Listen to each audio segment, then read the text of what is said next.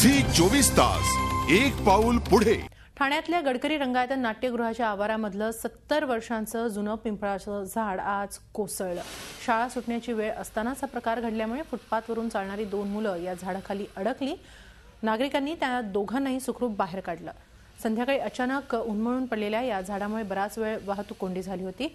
झाडाखाली एका कारचा चक्काचूरही झाला।